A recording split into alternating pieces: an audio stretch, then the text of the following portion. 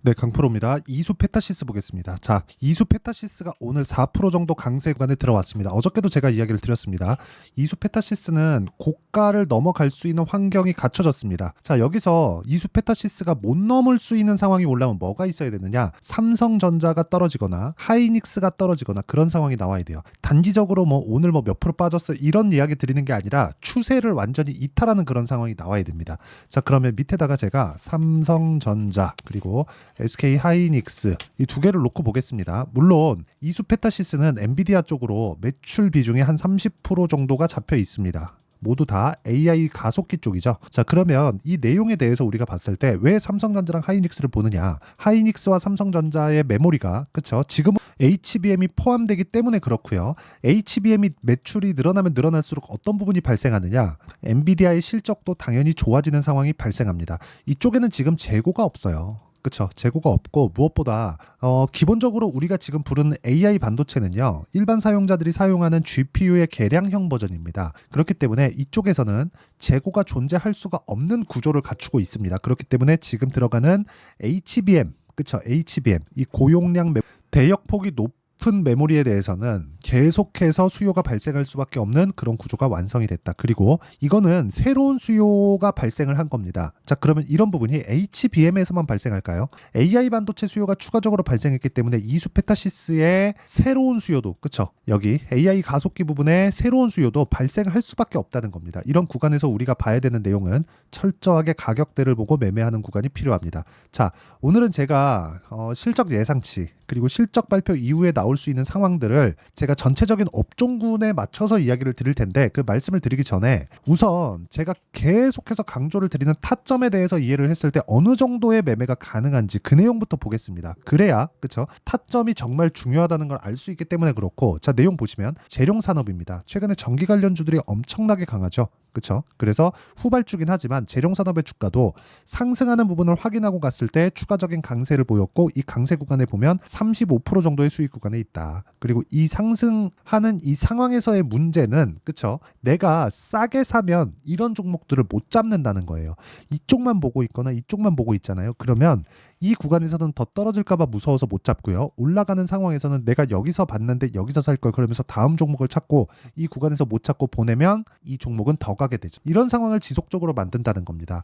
뭐 다른 종목을 보더라도 마찬가지예요. 다른 반도체 종목군들을 보더라도 DI, 그쵸? DI나 이런 종목군들 보면 어때요? 올라가는 구간에서 제가 계속해서 매매를 하고 있습니다. 그리고 이 내용에 대한 부분을 제가 여기 소통방에서 10억 만들기 프로젝트로 모두 공유를 하고 있습니다. 자, 내용 한번 보시면 여기 4월 26일 시장가 매수 선익 시스템, YC, HLB 제약 이런 종목군들의 움직임을 보면요. 정확하게 싸게 사지 않고 있다는 부분을 볼 수 있습니다. 자, 몇 프로 수익입니까? 14%. 그렇죠? 이런 정도의 상황을 지속적으로 만들어 가고 있다. 언제 매매했을 신고가 구간에 매매했을 때 그 밑에 YC. 자, YC. 자, YC의 내용을 보더라도 어때요? 계속해서 올라가는 구간에서 매매를 하고 있고요. 제가 이틀 전에도 그쵸 강세를 보이는 날에 매수를 했습니다. 그리고 그 내용을 여기 소통방에서 모두 공유를 했고요. 장 시작 전에 누구나 참여할 수 있게 매매를 진행하고 있다. 다른 종목을 보더라도 하나만 더 볼까요? 뭐 자람 테크놀로지나 그런 종목을 보더라도 어때요? 올라가는 구간에서 계속해서 매매를 한 결과 꾸준하게 수익을 내고 있고 모두 신고가 구간에서 매매가 이루어지고 있다는 점이 핵심 사항입니다. 자, 그래서 내가 매매하는 과정에서 가격대나 뭐 어떻게 그 가격대 단가를 잡아야 되는 잘 모르겠다 하시는 분들은 소통방으로 들어오시면 되고요. 소통방은 무료로 진행합니다. 자, 그래서 구독과 좋아요 눌러주시고요. 상단에 있는 전화번호로 구독 또는 10억이라고 문자 보내주시면 제가 10억 만들기 프로젝트를 진행하고 있는 소통방으로 입장 링크를 공유해 드리도록 하겠습니다. 자, 그러면 이렇게 우리가 매매를 하는 과정에서 타점을 왜 잡아야 되는지 그 결과에 대해서 이야기를 드렸죠. 그러면 이 내용을 가지고 이수 페타시스를 보는 이유가 명확하게 나옵니다. 제가 이수 페타시스를 2만 원에 사야 됩니다. 이렇게 이야기 드리지 않았어요. 2만 원에서 반등이 나올 줄 몰랐습니다. 그렇기 때문에 확인을 하는 거예요. 누구나 모든 주식시장에서의 움직이는 일들을 다 파악할 수 없습니다. 하지만 올라가는 종목군들을 추려서 거기에만 집중을 했을 때 꾸준하게 내가 수익 나는 매매를 할 수 있다는 거고, 그런 부분에 대한 내용을 제가 아까 전에 소통방으로 이야기를 드린 겁니다. 그러면 지금 이수페타시스의 상황은 어때요? 다시 재상승 구간에 접어들었고요. 그런 부분을 3월 달에 신고가를 다시 만들면서 상황을 반전시킨 겁니다. 그런데 신고가를 만드는 과정에서 그 이후에 조정을 받았다는 거죠. 조정은 왜 받았을까요? 2만 원부터 4만 6천 원까지 올라오는 거의 한 100% 이상의 상승 구간이 나왔기 때문에 당연히 매물 소화 과정이 필요했고요. 여기 발생했었던 4만 원을 돌파하는 이 상황은요, 작년에 강세를 보였었던 이 구간 있죠. 큰 폭의 강세를 보였었던 이 구간에서 무수히 많은 물린 물량들이 있을 텐데 이 물량들을 소화해야 됐기 때문에 어쩔 수 없는 조정을 받았었다는 겁니다. 내가 세력이라면 이거 그대로 두겠습니까? 그냥 올려줘서, 그쵸? 고가에서 물량을 다 받아야 되는데 그 짓을 지금 하겠나요? 아니라는 거죠. 근데 이런 구간에서 삼성전자에 대한 가격 부담이 없어졌기 때문에, 삼성전자에 대한 가격 부담이 없고 실적 발표를 앞둔 상황에서 추가적으로 뭐가 나왔어요? 상승하는 상황이 나왔다. 오늘은 시장이 상당히 약했었습니다. 그런데도 불구하고 이수페타시스의 주가는 나쁘지 않았고요. 무엇보다 제가 반도체 종목군들은 지금 선별적으로 움직임이 지속된다고 이야기를 드리고 있는데, 이렇게 드리고 있는 근거는 삼성전자와 하이닉스의 움직임이 아직 살아있기 때문에 그렇고요. 삼성전자는 아직 고가 돌파도 하지 못했습니다. 그럼 뒤집어서 그러면 그냥 고가 돌파 못하고 떨어질 수 있는 거 아닌가요? 이렇게 보실 수도 있는데 그거 아닙니다. 그거 절대 아니에요. 삼성전자가 추세를 이탈하고 완전히 망가지고 박살이 나려면 어떤 상황이 나와야 되느냐? 다시 말씀드리지만 삼성전자가 넘어지는 그 순간 환율은 폭등하게 되고요. 달러 가치 올라가고요. 금리 올라갑니다. 이러면 어떻게 됩니까? 미국에서 좋지 않은 결과를 초래할 수 있기 때문에 미국 측에서 원하지 않습니다. 이런 부분을 원했다면 미국에서 이왕 올린 금리 인플레이션 잡으려고 더 끌어올렸겠죠. 이 이상 올라가는 게 부담스럽다는 내용이고, 이런 부분을 감안했을 때, 그쵸? 모든 물량을 받아먹기 위한 작업이 지금 진행 중이고, 이 구간에서 우리는 타점을 잡아야 될 필요가 있습니다. 그리고 실적 관련해서도 보면 아까 전에 제가 말씀드렸는데, 자, AI 가속기 매출 비중이 30%가 넘습니다. 그러면 이건 어디로 들어갈까요? 엔비디아로 들어갑니다. 그렇죠? 자, 그러면 우리가 여기서 생각해야 되는 부분이, 엔비디아에서 추가적인 물량 공급을 원했을 때는 이수페타시스에서 뭘 해야 돼요? 캐파 증설, 그렇죠? 생산량을 늘려야 되는 그런 상황을 만들어야 되고 공장을 더 지어야 됩니다. 그래서 이수페타시스의 실적이 일시적으로는 좋지 않은 상황이 나올 수도 있지만 이런 부분이 지속 가능하지 않다. 무엇보다, 그렇죠? 엔비디아의 실적을 앞두고 있고 그 전에 기대감이 작용할 수 있는 상황을 만들어낼 수 있습니다. 이 구간에서 우리가 고가를 돌파하는 구간에서 공략을 해야 된다. 그러면 뭘 해야 돼요? 정확하게 내가 타점을 잡아야 되고 그 타점에 대한 이해를 하는 게 필요하다. 원리에 대해서 아는 것도 중요합니다. 그게 가장 중요할지도 몰라요. 하지만 지금 당장 급하기 때문에 실시간 타점을 와서 보고 배우시면 되고요. 제가 10억 만들기 프로젝트로 이수페타시스의 실시간 타점을 공유하고 있습니다. 그래서 구독과 좋아요 눌러주시고요. 상단에 있는 전화번호로 구독 또는 10억이라고 문자 보내주시면 제가 소통방 입장 링크를 순차적으로 공유를 해드리도록 하겠습니다. 그리고 실제 매매가 진행되는 데 있어서 타점을 잡는 원리에 대한 부분 있죠. 선반영되는 부분, 그 내용은 여기 이수페타시스의 가격과 단기 보유 전략. 단기는 그렇죠, 2주의 기간을 의미를 하고요. 2주는 그렇죠, 오차 범위는 있지만 최소한 2주 전후로 해서 내가 수익 전환을 시킬 수 있는 상황을 만들어 놔야 됩니다. 물론 시장이 꺾이면서 기간이 조금 더 늘어날 수도 있고 그런 부분이 있지만 그런 부분을 감안한 오차 범위 내에서 주가가 움직이는 상황을 만들어내려면 우리는 어쩔 수 없이 신고가 매매를 해야 될 수밖에 없다. 그러면 이 구간에서 우리가 뭘 해야 돼요? 단기 보유 전략, 2주 안에 털고 나와야 되는 상황을 만들어야 되고, 이 구간에 맞춰서 진행할 수 있는 실시간 타점을 제가 공유해 드리도록 하겠습니다. 문자로. 그쵸? 전체적인 내용을 다루는 건 제가 소통방에서 진행을 하고 있고, 여기 이수페타시스의 실시간 타점은 제가 문자로 공유를 해 드리도록 할 테니까 구독과 좋아요 눌러주시고요.